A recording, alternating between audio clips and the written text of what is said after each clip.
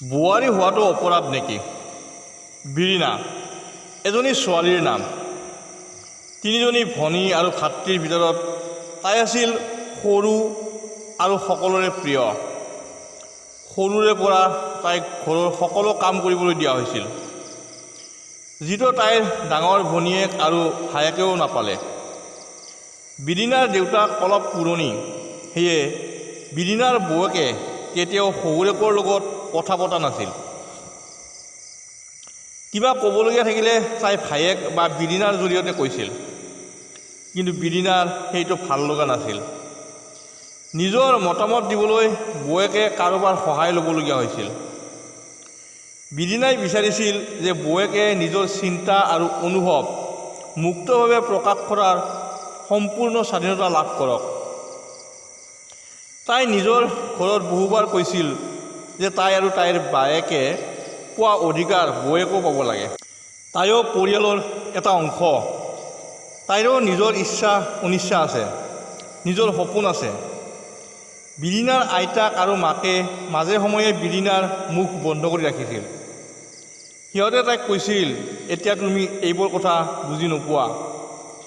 যেতিয়া তুমি আনৰ ঘৰলৈ যাবা তেতিয়া সকলো বুজিব পাৰিবা। শহুৰেকৰ ঘৰত বোৱাৰীক ইমান কথা ক'বলৈ দিয়া নহয়। বিৰিণাৰ আইতাকে তাইক সদায় কৈছিল যে জীয়েক আৰু বোৱাৰীৰ মাজত পাৰ্থক্য থাকিব লাগে। বিৰিণাই জানিছিল যে তাইৰ বৌয়েকজনী খুব শিক্ষিত আৰু শান্ত স্বভাৱৰ। হয়তো সেইবাবেই তাই ঘৰৰ পৰিৱেশ অনুযায়ী নিজকে খাপ খুৱাই লৈছে। কিন্তু বৌয়েকৰ লগত এনে আচৰণ দেখি তাই বিয়া হ'বলৈ ভয় কৰিছিল। বিয়াৰ পিছত ছোৱালীবোৰক এটা নিয়মত বান্ধি ৰখা হয়। তেওঁ সৰু সৰু কথাৰ বাবে আনৰ ওপৰত নিৰ্ভৰ কৰিবলগীয়া হয়। তাই ৰাতি দেৰিকৈ শুই পুৱা সোনকালে উঠিব লাগে। প্ৰতিটো দায়িত্ব খুব ভালকৈ পালন কৰিব লাগে। কিন্তু কোনেও কেতিয়াও প্ৰশংসা কৰি দুটা শব্দ নকয়। ইয়াৰ বিপৰীতে কয় যে এয়া ঘৰৰ বোৱাৰীৰ দায়িত্ব।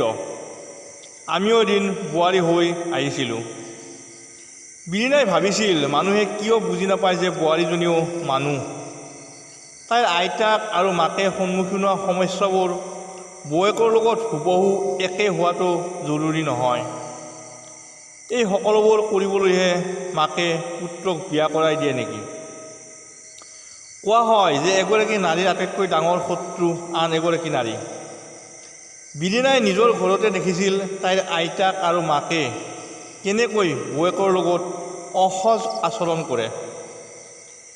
কেতিয়াবা তাই ভাবে যে যদি বৌয়েকে বেয়া পায় ভায়েকৰ লগত ঘৰৰ পৰা ওলাই যায়, তেতিয়া আইতাক মাক আৰু দেউতাকৰ কি হ'ব?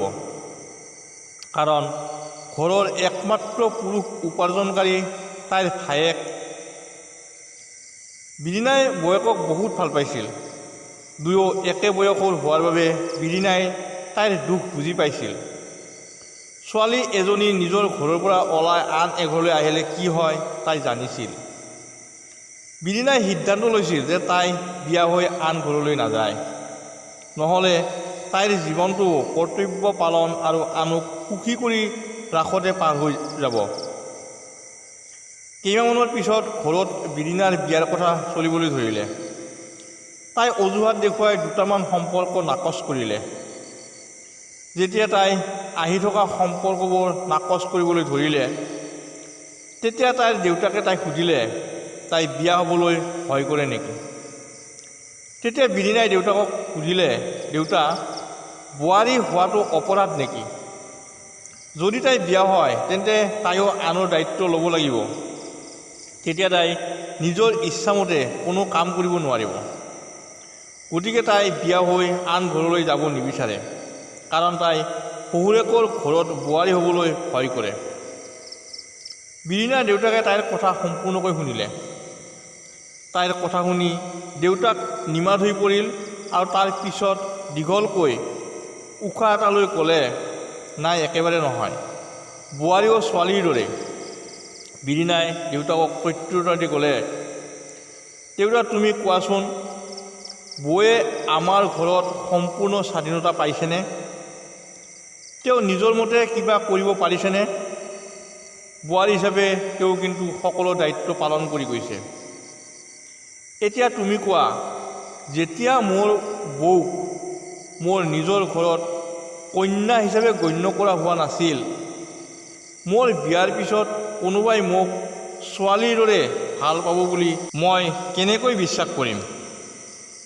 বিৰিণাৰ দেউতাকে এই সকলোবোৰ শুনাৰ পিছত তেওঁৰ বৰ বেয়া লাগিল। তেওঁ বুজি পালে যে বিৰিণাই ঠিকেই কৈছে। ছোৱালীও কেতিয়াও অনুভৱ কৰা উচিত নহয় যে যেতিয়া তাই বোৱাৰী হ'ব তেতিয়া তাইৰ জীৱনটো কেৱল দায়িত্বত সীমাবদ্ধ হৈ থাকিব। তাইৰ সপোনবোৰৰ কোনো গুৰুত্ব নাথাকিব। যদি আমি বোৱাৰীক বোৱাৰী হিচাপে আনো, তেন্তে তাইক সেই অধিকাৰটো দিব লাগে যাতে তাই কেতিয়াও অনুভৱ নকৰে যে বোৱাৰী হোৱাটো অপৰাধ। প্ৰিয় শ্ৰোতা দৰ্শক, যিসকলে চেনেলটো ছাবস্ক্ৰাইব কৰা নাই, ছাবস্ক্ৰাইব কৰিব। ধন্যবাদ।